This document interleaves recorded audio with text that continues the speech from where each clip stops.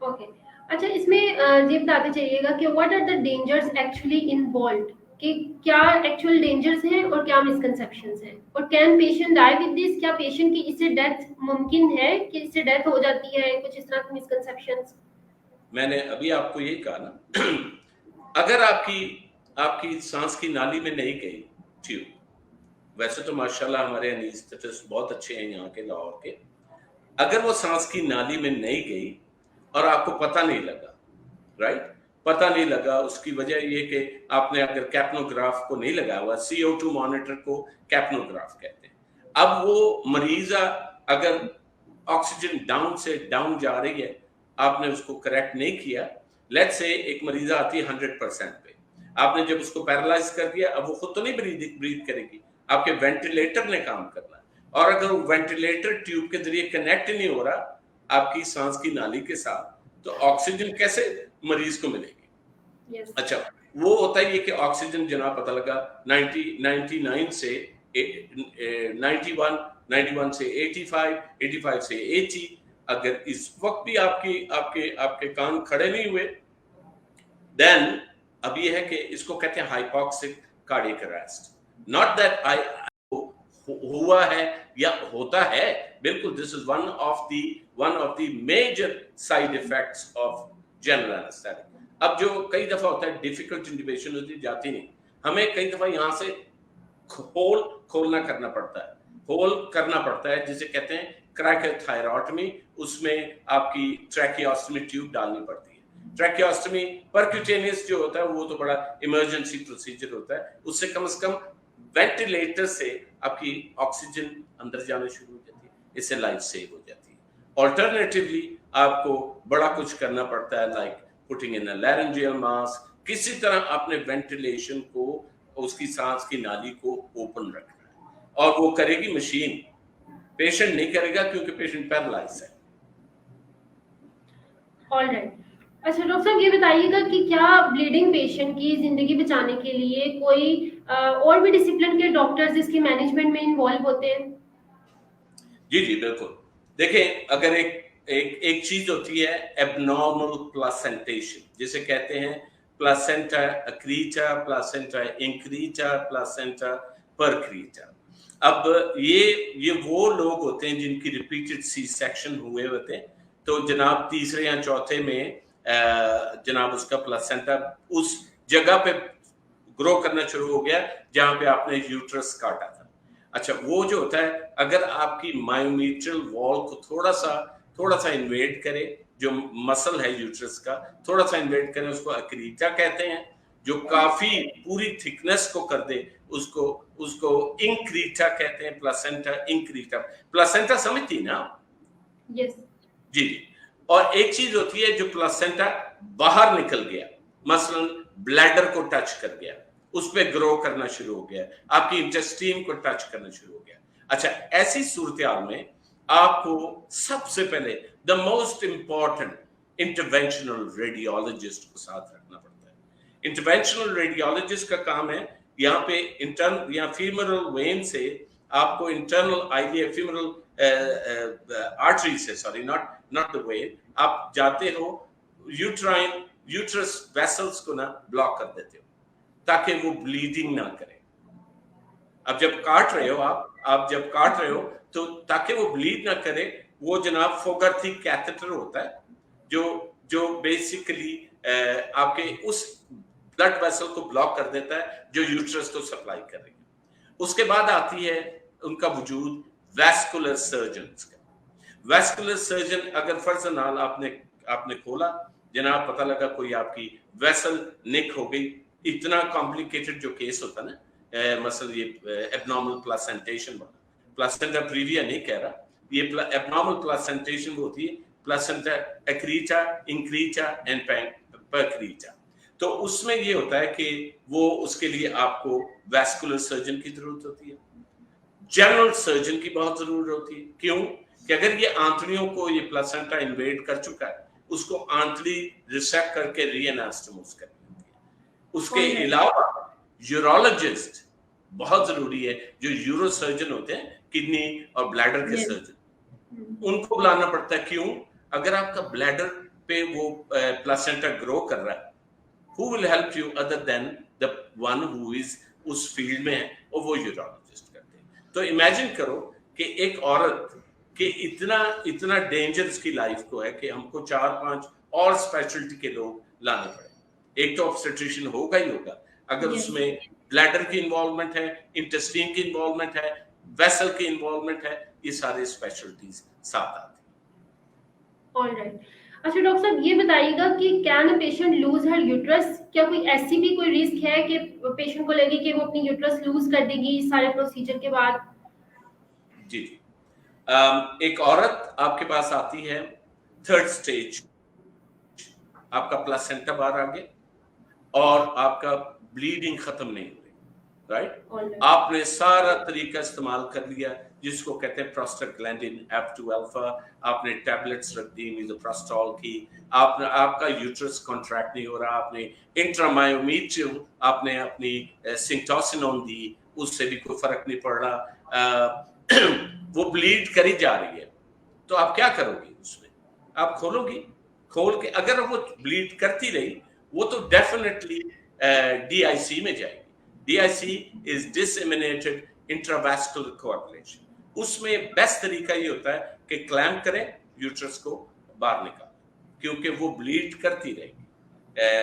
तो अगर ऐसी सूरत हाल होती है कि देयर इज नो वेज आप यूट्रस को साल्वेज करें, फिर द लाइफ कम्स फर्स्ट, आपकी जिंदगी पहले बचाना। उसमें इतनी जब ये सूरत हाल आ जाती है ना, तो डॉक्टर के दिल में एक अजीब सी फीलिंग होती है, गायनेकोलॉजिस्ट के, यार देखो ये यंग लड़की है, उसका यूट्रस निकाल दिया गया, लेकिन लाइफ कम्स फर्स्ट, आपने जिंदगी बचानी है, तो उसमें यूट्रस को रिमूव करना पड़ता है। ऑलराइट। अच्छा डॉक्टर साहब, आपने कुछ देर पहले भी बात की कि फर्दर मैनेजमेंट के लिए या ऐसी मिथ है कि वेंटिलेटर पर पेशेंट को लगा दिया जाता है, तो इसमें बताइएगा कि क्या ऐसी सिचुएशंस होती हैं कि फर्दर मैनेजमेंट के लिए पेशेंट को आईसीयू में भेजना पड़ता है, या वेंटिलेटर पर जाने के कितने चांसेस होते हैं इसमें? राइट। एक मरीजा आपके पास आई जिसकी ब्लीडिंग पे ब्लीडिंग हो रही, चले ब्लीडिंग रुक गई, लेकिन उसने बहुत ज्यादा ब्लड लूज कर लिया। ब्लड लूज करने से एक तो ब्लड वॉल्यूम खत्म हो गया, एक दूसरी चीज आपके एसिड बेस एंड इलेक्ट्रोलाइट की प्रॉब्लम हुई, आपकी रेस्पिरेटरी सिस्टम में प्रॉब्लम आएगी, आपकी मेटाबॉलिक एसिडीमिया होगा, उसको करेक्ट करने के लिए better to keep them on a ventilator for 24 to 48 hours. अब ये मिथ है ना हमारे मुल्कों में कि वेंटिलेटर पे जो गया वो तो गया, नहीं, not at all. On the contrary, ventilator is a life savior. आपकी जिंदगी बचाता है, आपकी जिंदगी के देखें, होता ये है कि अगर एक मरीजा बहुत ज्यादा ब्लीड कर गई है कि उनके ब्लड गैस की, अच्छा ऐसे मरीजों को प्रिपेयर करने का आपने पूछा था ना, हमें आर्टीरियल इन्वेजिव ब्लड प्रेशर लेना पड़ता है, सीवीपी लाइन लगानी पड़ती है, ताकि वो जब ब्लीड करे आप रेडी हो उसके लिए। आपका वॉल्यूम, आपको मैसिव ब्लड ट्रांसफ्यूजन करना पड़ता है, और उसके साथ साथ आपको बड़ी बड़ी लाइनें खोलनी पड़ती है। रिमेंबर, आपका हार्ट किक करता है वॉल्यूम पे, अगर आपका ब्लड वॉल्यूम ही नहीं है तो हार्ट तो स्टॉप हो जाएगा ना। तो इन चीजों को मद्देनजर रखते हुए वेंटिलेटर पे जाना। वेंटिलेटर के साथ एक सबसे बड़ी इंपॉर्टेंट चीज मैं आपको बताता जाऊं, जब बंदा एक मरीजा इतना लूज कर जाती है, उनका टेम्परेचर कंट्रोल भी बहुत खराब हो जाता है, आपका हाइपोथर्मिया होता है। उसके लिए हमारे पास ब्लैंकेट्स होते हैं जिनको कहते हैं बेयर हैगर, हम कई दफा वार्म आईवी फ्लूइड्स को वार्म करके देते हैं ताकि उनका body temperature should remain above 36। अगर ये 36 रहता है, आपके कार्डियक हार्ट की बीट में खराबी आएगी, कार्डियक अरेस्ट हो सकता है, बड़ा कुछ हो सकता है। तो उसके लिए एनेस्थीसिया कम्स फर्स्ट। ये चीजों को मैनेज करने के लिए एनेस्थीसिया वाले ने आपको इतनी अच्छी केयर देनी है जो कोई और नहीं दे सकता। डेफिनेटली।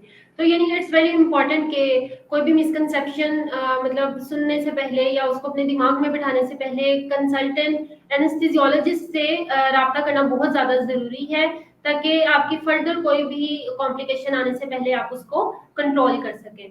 तो डॉक्टर, वैसे तो आपने बहुत सारे चैलेंजेस यहाँ पे हमें बताए हैं, तो आप क्या कहेंगे लास्ट पे कि क्या बिगेस्ट चैलेंज है जो कि ब्लीडिंग पेशेंट की एनेस्थेटिक मैनेजमेंट में इन्वॉल्व है? हाँ जी, मेजर देखें, एक मैं आपको बताऊं, एक मरीज आता है with bleeding, low blood pressure होता है, उनकी हीमोग्लोबिन लो होती है, उनकी जनाब कोएगुलेशन डिफेक्ट होते हैं। कोएगुलेशन डिफेक्ट का मतलब उनका डी रेंज हो चुके होते हैं, वो ब्लीड कर रहे होते हैं हर जगह से। तो इन चीजों के एसिड बेस बैलेंस को करेक्ट करना होता है।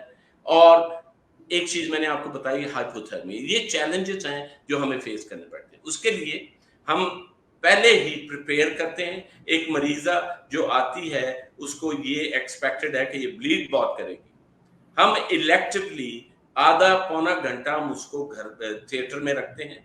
उनकी ये वाली आर्टरी जो है इसमें, या ग्रॉइन में भी डाल सकते हैं, इसको इन्वेसिव ब्लड प्रेशर कहते हैं, आर्ट लाइन, आर्टीरियल लाइन, जिससे हम ट्रांसड्यूस करते हैं ऑनटू द मॉनिटर।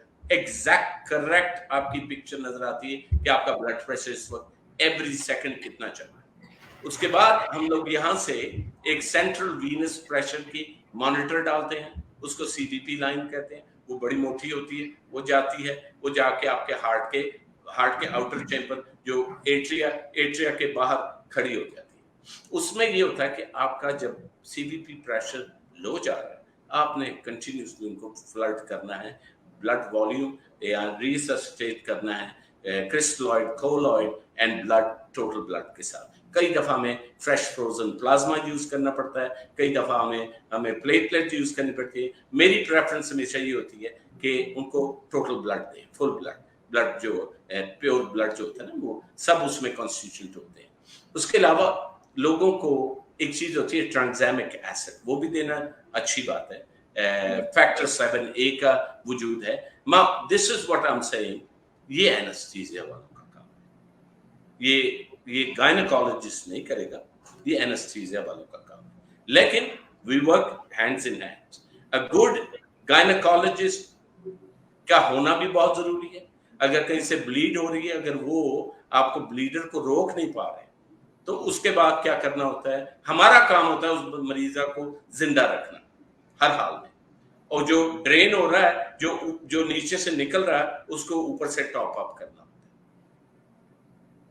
ऑलराइट, तो जी हमने बहुत इंपॉर्टेंट पॉइंट्स कवर करने की कोशिश की थी ब्लीडिंग ड्यूरिंग चाइल्ड डिलीवरी और एनेस्थीसिया चैलेंजेस पे। और डॉक्टर साहब, थैंक यू सो मच इतनी प्रीशियस नॉलेज और इतनी यूजफुल इंफॉर्मेशन हमारे साथ शेयर करने के लिए। और फर्दर किसी का भी कोई भी कंसर्न है तो वो डॉक्टर साहब से अपॉइंटमेंट बुक करवा सकते हैं मरहम की प्रोफाइल के थ्रू, लिंक हमने अटैच कर दिया है। तो यहाँ पर हम अपनी जो है वो लाइव सेशन का एंड करते हैं। और thank you so much again doctor साहब फॉर टाइम। बहुत शुक्रिया आपका। मेरी पब्लिक को, हमारे व्यूअर्स को ये मैसेज होना चाहिए कि एनेस्थीसिया को, चाहे नॉर्मल डिलीवरी हो, चाहे कॉम्प्लिकेटेड डिलीवरी हो, एनेस्थीसिया के डॉक्टर से जरूर मिलें, अपनी चॉइसेस उनसे पूछें। अगर वो जनरल एनेस्थीसिया देना चाह रहे हैं तो क्यों देना चाह रहे हैं, अगर आपको रीजनल जो एपिड्यूरल स्पाइनल होते हैं वो देना चाह रहे हैं तो क्यों दे रहे हैं। अब एक मसलन टोटल हिप का मरीज आता है, जो बूढ़ा आदमी होगा, आपका हिप जॉइंट रिप्लेस करना है, उसको आप जनरल एनेस्थीसिया से उठाना ही बड़ा मुश्किल है। तो मेरी ये इल्तिजा है, प्लीज अपने एनेस्थीसिया के डॉक्टर से जरूर मिलें। थैंक यू चलिए इसके साथ हम लाइव सेशन का एंड करते हैं। Thank you so much again doctor साहब फॉर टाइम। शुक्रिया। ओके, अल्लाह हाफिज। अल्लाह हाफिज।